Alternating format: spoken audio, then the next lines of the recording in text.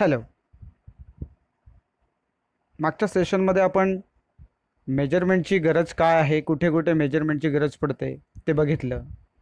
Metre हे लेंथचं किंवा डिस्टन्सचं एसा युनिट आहे हे सुद्धा आपण बघितलं. आणि वेगवेगळ्या माध्यमातून आपण मेजरमेंट्स घेतो. जसं की आपली साधी जी पट्टी असते, मीटर स्केल असते, त्याने आपण अंतर मोजतो. पण हे सगळं झालं जे फिजिबल आहे, जे आपल्याला शक्य आहे मेजरमेंट, डायरेक्ट मेजरमेंट तिथे. परंतु काही ठिकाणी असं आहे की प्रत्यक्ष आपण त्याची लांबी थेट मोजू शकत नाही. आणि अशा प्रकारे आपल्याला लार्ज डिस्टन्सची मेजरमेंट करायची असतील तर आपल्याला एक वेगळी पद्धत वापरावी लागते. तर त्यातली एक सगळ्यात महत्त्वाची पद्धत जी आहे ती आहे पॅरलॅक्स मेथड. सो काय म्हटलंय बघा, large distance such as a distance of planet or a star from the earth cannot be measured directly with a metre scale, so a parallax method is used for it. So आपल्याला माहिती आहे की एखादं planet किंवा एखादं star हा अर्थपासून इतक्या अंतरावर आहे की आपण डायरेक्टली मीटर स्केलने तर तो काही मोजू शकत नाही. सो आपण जी मेथड वापरतो तिला पॅरलॅक्स मेथड असं म्हणतात. एक छोटा एक्सपेरिमेंट आपण करून बघू शकतो.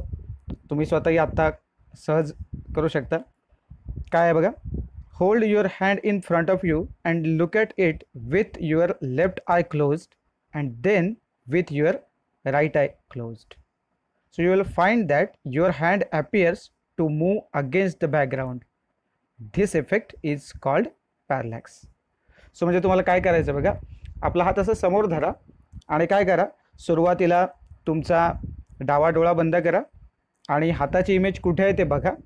आणि त्यानंतर काय करा, तर डावा डोळा आहे तो उघडा आणि उजवा डोळा बंद करा आणि हाताची इमेज बघा.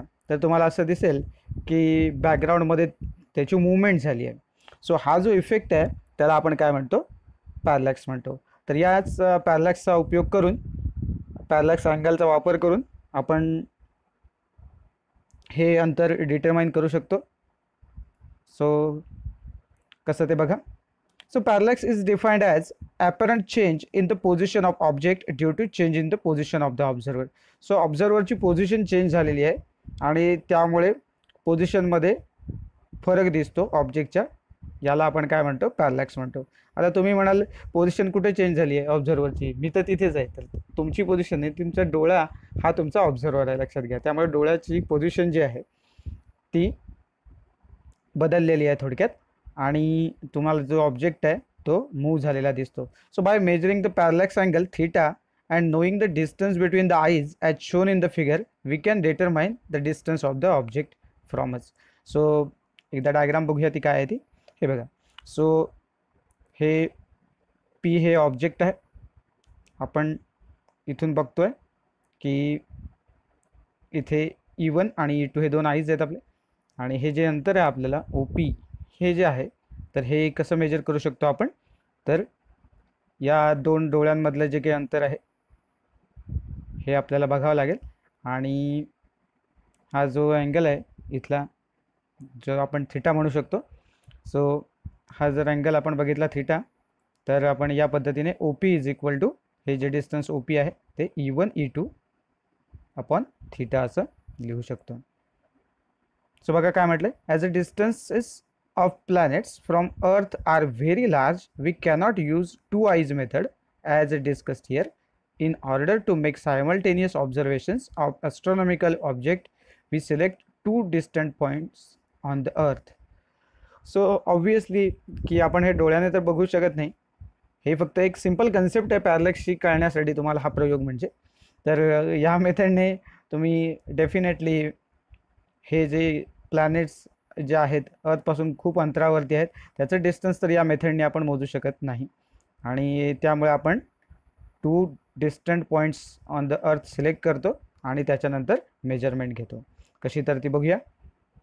So consider two positions A and B on the surface of earth separated by a straight line at a distance B as shown in the figure. So A आणि B हे दोन पॉईंट्स आहेत. समजा अर्थ ही इथे आहे आणि B हा पॉईंट आहे आणि S हा स्टार जो आहे तो आपल्याला इथे आहे, या पद्धतीने दिसतो. इथे थीटा हा जो अँगल आहे हा आपला पॅरलॅक्स अँगल असेल. So two observers at these 2 points observe a distant planet S simultaneously. आता हे जे दोन्ही ऑब्झर्वर आहेत ए आणि बी या पॉईंटला, त्यांना हे जे प्लॅनेट एस आहे ते सायमल्टेनियसली दिसते. So here theta is the parallax angle. हा जो अँगल आहे आपला हा पॅरलॅक्स अँगल राहील.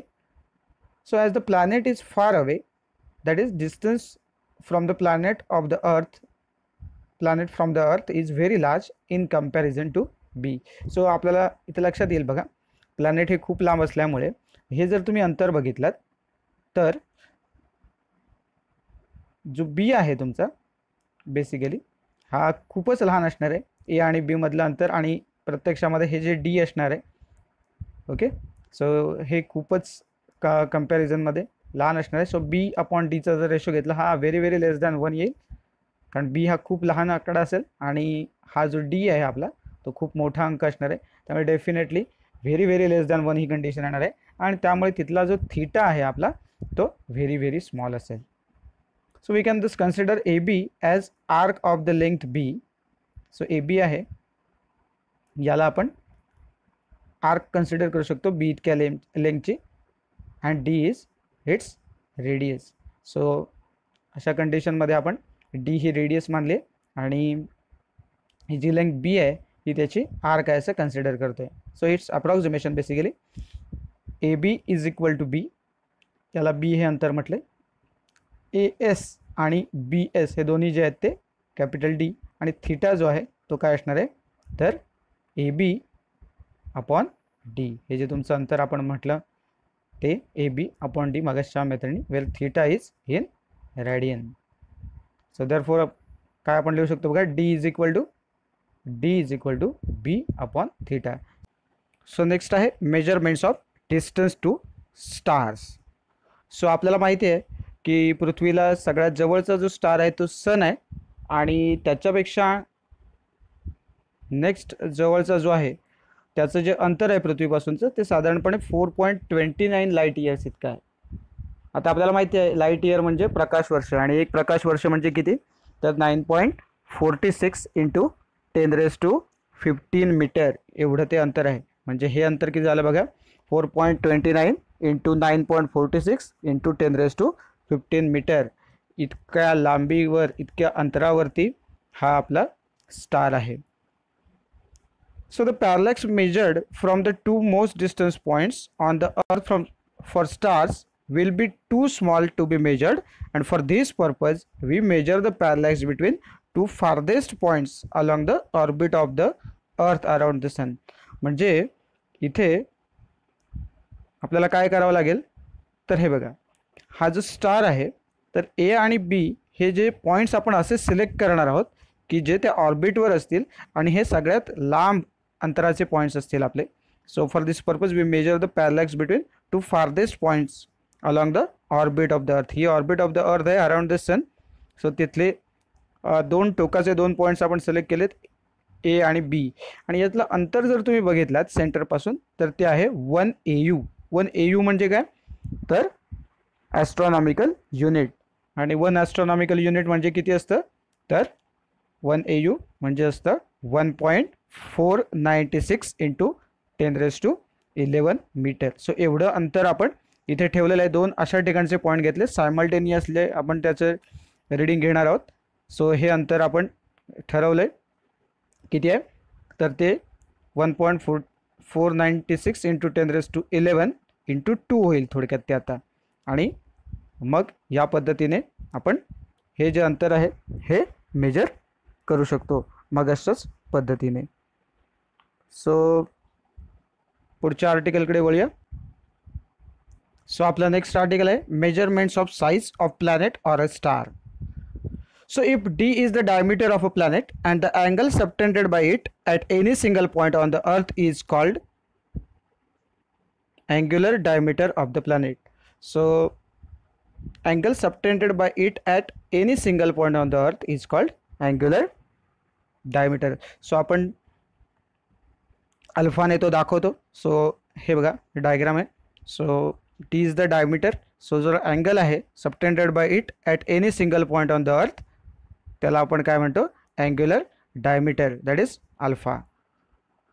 So let alpha be the angle between two directions when two diametrically opposite points of the planet are viewed through the telescope as shown in the figure. So ही diagram जी आहे त्याच्यामध्ये बघा alpha हा जो angle आहे आणि the angle between two directions when two diametrically opposite points of the planet. So ही सिच्युएशन आपल्याकडे जर डी डायमीटर असेल तर अल्फा हा काय आहे तर आपली अँग्युलर डायमीटर आहे.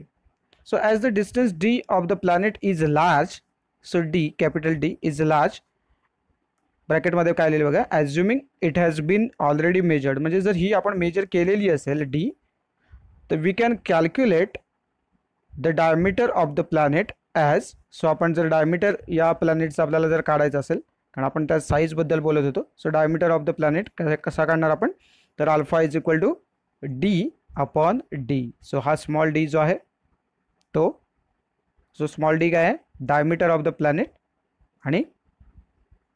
आणि डी म्हणजे काय आहे तर हे डिस्टन्स आहे. तर आपल्याला काढायचं काय ॲक्च्युली तर आपल्याला हेच काढायचं आहे. सो रिअरेंज करावं लागेल आपल्याला. सो रिअरेंज करून काय येईल आपल्याला small D is equal to alpha into D. So alpha आपण मेजर करणार आहोत आणि डी हे जे आहे ते आपण ॲज्युम केलं की it is already measured. So या दोन्ही गोष्टी माहीत असतील अल्फा आणि डी, तर आपण हे जे डी आहे म्हणजेच काय तर डायमीटर ऑफ द प्लॅनेट हे इव्हॅल्युएट करू शकतो. त्यानंतर आपण बघणार आहोत measurement of very small distances. So आता आपण लार्ज डिस्टन्सेसबद्दल बोललो आहे, तर आता आपण व्हेरी स्मॉल डिस्टन्सेसबद्दल बोलणार आहोत.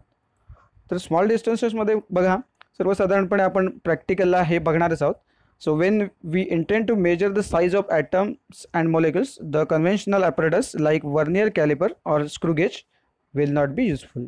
So अगदी स्मॉल जर ऑब्जेक्ट असतील तर बेसिकली ते जर डिस्टन्स आहे मेजर करण्यासाठी तर आपण वर्नियर कॅलिपर आणि मायक्रोमीटर स्क्रू गेज हे आपण बघणारच आहोत प्रॅक्टिकलच्या वेळी. ते तुम्हाला दिसतीलच. सर्वसाधारणपणे कसे दिसतात ते दाखवतो तुम्हाला. आणि हा आहे वर्नियर कॅलिपर आणि हा आहे मायक्रोमीटर स्क्रू गेज.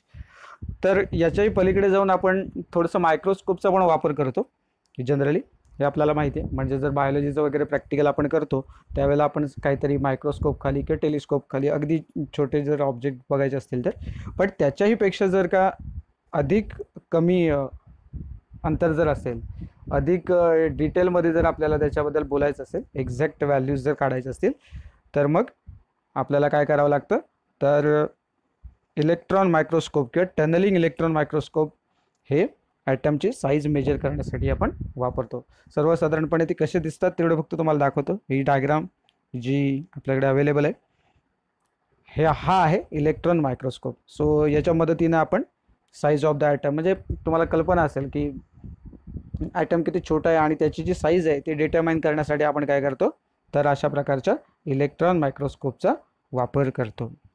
तर एकंदरीत आपण बघितले की लार्ज डिस्टन्स ही कशी कॅल्क्युलेट केली जातात, कारण का प्रत्यक्षात स्केलचा वापर आपल्याला करता येत नाही. तर तो पर्टिक्युलर अँगल मोजायचा असतो, पॅरलॅक्स अँगल, आणि जे डिस्टन्स आहे ते आपण कशा पद्धतीने मग मेजर करू शकतो. किंवा इथे आपण त्यानंतर जे काय बघितलं तर साईज कशी मेजर करू शकतो. तर या सगळ्या गोष्टी ज्या आहेत हे आपण त्या पॅरलॅक्स अँगलचा वापर करून आपण केलं. तुम्ही तो सांगितला आहे तो प्रयोग मात्र नक्की करून बघा की जिथे एक डोळा बंद ठेवून आपल्याला आपल्या हाताची पोझिशन बघायची. खूप इंटरेस्टिंग आहे. तुम्हाला पॅरलॅक्सचा जो कन्सेप्ट आहे तो लगेचच क्लिअर होईल. पुढच्या भागात आपण बघूया मेजरमेंट ऑफ मास आणि इंट्रोडक्शन टू द डायमेन्शन्स.